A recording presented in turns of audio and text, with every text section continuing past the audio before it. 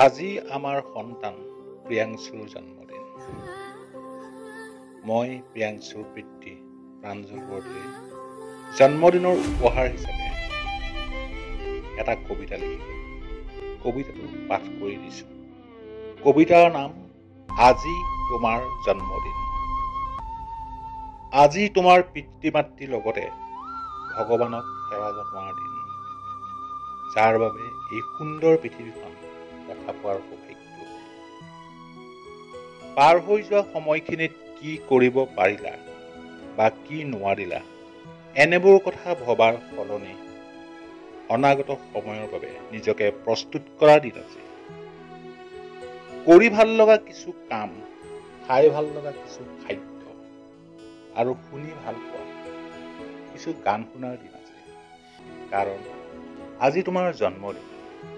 Happy birthday Priyanshu.